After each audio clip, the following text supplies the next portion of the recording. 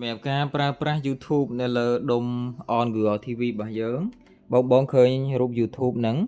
ចុច OK នៅលើហ្នឹងមកបាទយើងចាំវាមួយផ្លេតដើម្បីឲ្យវាធ្វើការចូលទៅកាន់ app របស់យើងអញ្ចឹងសម្រាប់ការប្រើ YouTube វាធ្វើការឲ្យយើងពីរជម្រើសយើងចង់បញ្ចូលគណនីក៏បានបើអត់ទេយើងចុចមកក្រោមមួយចុចពាក្យថាមើលក្នុងនាមជាភ្ញៀវចុច OK បាទអញ្ចឹងយើងមិនបាច់ធ្វើការ log គណនីអីអញញ៉ៃទេបាទហើយបន្ទាប់មកនៅក្នុង YouTube គឺវាបែងចែកជាលក្ខណៈ game លក្ខណៈតន្ត្រីបាទកីឡាហើយបើសិនជាយើង log account កន្លែងការជាវនេះគឺវាមាន save ជាមួយនឹង account អ្នកនរដែល subscribe ទៅកាន់ channel គេអញ្ចឹងណាបាទហើយបន្ទាប់មកបើសិនក្នុងការស្វែងរកគឺខ្ញុំ recommend ឲ្យអ្នកនរគ្នាប្រើជាមួយនឹងទូរស័ព្ទរបស់យើងបាទដើម្បីងាយស្រួលស្វែងរកណាបាទអញ្ចឹងសម្រាប់ទី1បងអាចមើលវីដេអូនៅក្នុងនេះជាក់ស្ដែងដែលគេ trading ថ្មីហើយមួយទៀតរបៀបភ្ជាប់ពីទូរស័ព្ទយើងចូលធ្វើការកំណត់អាហ្នឹងយើងអាច search ពីទូរស័ព្ទមកបានចុចកំណត់ OK មួយលើការកំណត់យើងចុចមកក្រោមយកពាក្យថាភ្ជាប់ជាមួយកូដទូរទស្សន៍វានឹងបង្ហាញលេខកូដរបស់យើងមកបែបហ្នឹងបន្ទាប់មកយើងចូលនៅក្នុងទូរស័ព្ទអីក៏បានដែរឲ្យតែប្រភេទ smartphone touch អេក្រង់ចូលទៅក្នុង YouTube ដូចគ្នាបន្ទាប់មកយើងមកចុចកន្លែងនេះរូប cache screen ណារូប cache ហ្នឹងរូប Wi-Fi ហ្នឹងបាទចុចកន្លែងហ្នឹងមួយមកដល់នេះយើងចុចកន្លែងរូបទូរទស្សន៍មួយរូបទូរស័ព្ទមួយពាក្យអង់គ្លេសគេថា link with TV code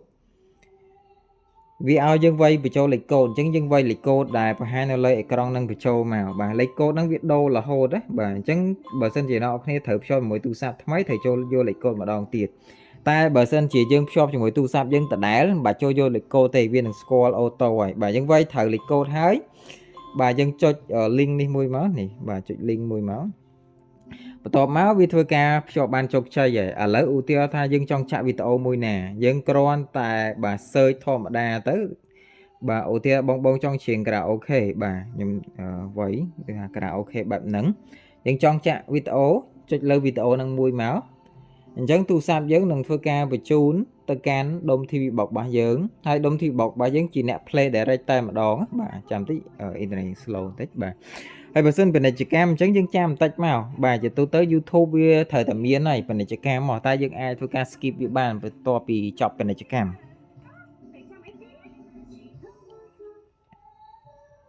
បាទឥឡូវចប់ពាណិជ្ជកម្មវាចូលវីដេអូរបស់យើងហើយឃើញអត់បាទហើយទូរស័ព្ទយើងចង់បិទអេក្រង់បិទអីតាមចិត្តទៅចង់យកទៅលេងអីផ្សេងក៏អត់ប៉ះពាល់អីដែរគឺវាតាក់ទងគ្នាតែ YouTube ទេបាទឥឡូវឧទាហរណ៍ថាខ្ញុំចូលទៅកាន់កម្មវិធីផ្សេងខ្ញុំអូសចេញណាបាទខ្ញុំចូលទៅកាន់កម្មវិធីអីផ្សេងហ្នឹងគឺវាអត់ប៉ះពាល់អីទេឃើញអត់បាទតែបើសិនជាខ្ញុំចង់ដូរចម្រៀងខ្ញុំចូលទៅក្នុង YouTube ដដែលបាទហើយខ្ញុំ select ទៅលើចម្រៀងថ្មីអញ្ចឹងវាធ្វើការបដូរចម្រៀងឲ្យយើងអូតូតែម្ដងឃើញអត់វាងាយស្រួលហើយការធ្វើបែបនេះគឺយើងអាច connect បាន2 3 4 5ទូរស័ព្ទក្នុងពេលតែមួយបានបាទអញ្ចឹងយើងអាចធ្វើការចែកគ្នា search បានបាទអូខេឥឡូវបើសិនជាយើងភ្ជាប់លើក្រោយយើងត្រូវធ្វើម៉េចឥឡូវខ្ញុំផ្ដាច់ចោលសិនណារបៀបផ្ដាច់យើងអាចផ្ដាច់អញ្ចេះបានបាទចាំតិចខ្ញុំសុំ focus បន្តិចយើងចុចទៅលើរូប Wi-Fi នឹងដដែលបន្ទាប់មកយើងចុចលើរូបទូរស័ព្ទរបស់យើងគេថា display នេះប៉ុណ្ណឹងវាដាច់ឯងឃើញអត់ពេលភ្ជាប់លើក្រោយយើងចូល YouTube ដដែលមកបាទចាំបន្តិចយើងចូល YouTube នៅក្នុងបាទ TV box យើងដដែលបាទបន្ទាប់មកហើយនៅលើទូរស័ព្ទរបស់យើងមិនបាច់វាយលេខកូដម្ដងទៀតទេណាបាទយើងគ្រាន់តែចុចទៅលើកន្លែង cache screen នឹងមួយយើងចុចពាក្យថា YouTube on TV បាទចុច YouTube on TV នឹងមកប៉ុណ្ណឹងទៅវាជាប់បានទៀតហើយអញ្ចឹងចាំមើលខ្ញុំចាក់វីដេអូបាទខ្ញុំចាក់នេះមួយចុះអញ្ចឹងវា transfer ទៅឃើញអត់បាទអញ្ចឹងហើយរូបភាពវា1000 1,000,000% អត់មានតែអត់មាន slow អីទេដោយសារតែវាគ្រប់គ្រងពី device របស់យើងទៅឯអានេះយើងប្រើតែជាលក្ខណៈ remote link code ទេបាទ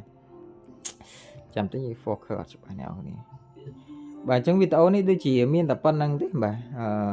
បើសិនបងឆ្ងល់អីអាចសួរបន្ថែមបានហើយមួយទៀតបើសិនជាវីដេអូដែលយើងធ្លាប់មើល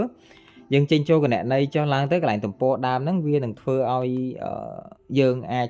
វាមានវីដេអូសម្រាប់ recommend ឲ្យយើងបានណា